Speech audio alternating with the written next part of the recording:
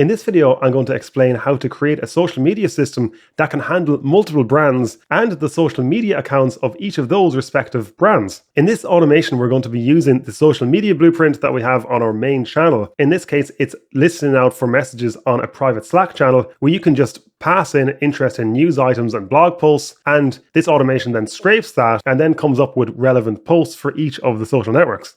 All of that information then goes into an Airtable base, including the updates and a generated image, which you can then edit or replace depending on what you want.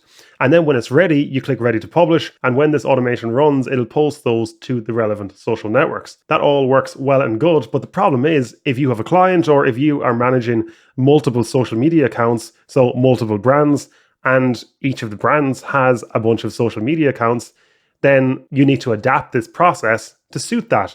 But the good news is it's actually quite easy to do so. So for the moment, I've just added in some example URLs just to illustrate this concept a bit, and I'm going to move all of those to ready to publish. We have not yet set up this multi-brand process, but I need to explain a little bit just before I do that, which is that we have this URL, status, and date set up here. We do not actually have the Facebook posts and text populated in all cases here, but this is just for test data, just to explain how you do this. So at the moment, the second and fourth rows here are marked as to be published today. So this is today's date, 4th of December. At the start of this scenario, the trigger here, it's looking out for statuses that are marked as ready to publish and where the date is before tomorrow. So this will only pick up relevant ones. It will ignore anything in the future. So let's just test this out. What happens if we click run once? And it comes up with this best Apple TV shows, which is the second one. So that's working as expected. Now, let's say that we want to make this multi-brand. What we do is we insert left and we can then create a single select, and we're going to call this brand. And I'm going to add some options. Let's just call this brand 1 and brand 2. Then for each of the posts that you create, you need to make sure that you've actually selected a brand 1 and brand 2. And then you clone this scenario. But before you do that, we need to add a new filter to the formula. So this will be the first brand, so the scenario of the first brand, and each of the modules, the Facebook, Twitter, Instagram, each of these modules will be connected to the accounts relevant to that brand only. And then within this formula, we just add in a new section, which is, let's go back here, this is called brand.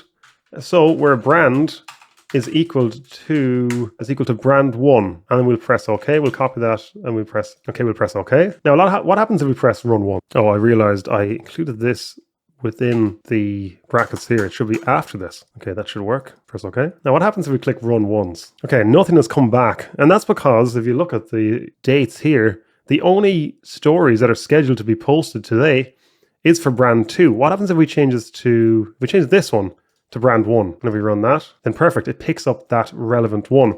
That means that when that's picked up, it will go through this scenario. And then at the very end here, it will mark this as published, and then that will not be picked up again. So then you just go through this, create the connections relevant for each of the social networks. So we'll go back to the scenarios, and then I'm going to just click clone on the right, and then I'm going to change this to brand 2. I'll click save. Perfect. And then the only difference between here is to go back into this and then change that formula.